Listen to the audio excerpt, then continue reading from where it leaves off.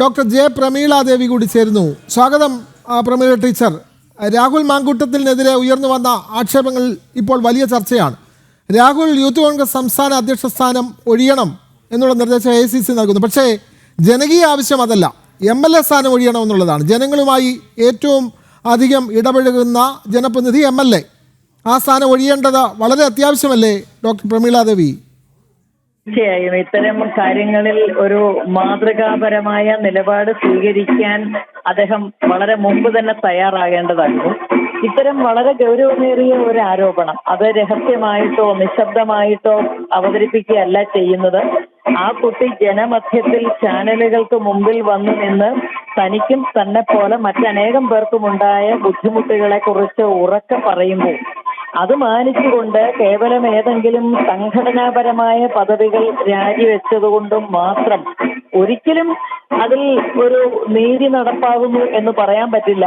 അദ്ദേഹം ജനപ്രതിനിധി എന്ന പദവിക്ക് അർഹനല്ല.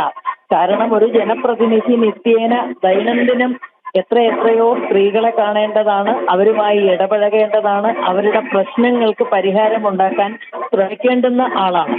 അങ്ങനെ ഒരാൾ തന്നെ പ്രശ്നങ്ങൾ സൃഷ്ടിക്കുന്നതിന് കാരണമാകുന്നു എന്ന് വന്നാൽ നാളെ ഏത് സ്ത്രീക്കാണ് സധൈര്യം ഇദ്ദേഹത്തെ സമീപിക്കാൻ കഴിയുക? അതുകൊണ്ട് യാതൊരു കാരണവശാലും ജനപ്രതിനിധി എന്ന പദവിക്ക് തുടരാൻ അദ്ദേഹം അർഹനല്ല.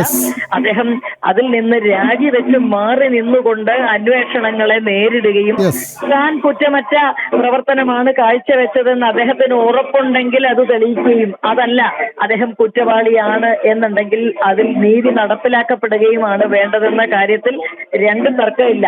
മാത്രമല്ല, നീതി നടപ്പിലാക്കുന്ന കാര്യത്തിൽ ജനപ്രതിനിധിയും സാധാരണ വ്യക്തിയും തമ്മിൽ പ്രത്യേകിച്ച് വ്യത്യാസമൊന്നുമില്ല. ജനപ്രതിനിധിയെ സംബന്ധിച്ചിടത്തോളം അത് കൂടുതൽ രൂക്ഷമായും ശക്തമായും നടപ്പിലാക്കുകയാണ് വേണ്ടതെന്നതാണ് സത്യം. വളരെ വ്യക്തമാണ് പ്രമീള ദേവി ടീച്ചർ. വനിതാ കമ്മീഷൻ മുൻ അംഗം ഡോക്ടർ ജെ പ്രമീള ദേവിയാണ് പ്രതികരിച്ചത്. MLA സ്ഥാനം അദ്ദേഹം രാജിവെക്കേണ്ടത് വളരെ അത്യാവശ്യമാണ് എന്നുള്ള അഭിപ്രായമാണ് പ്രമീള.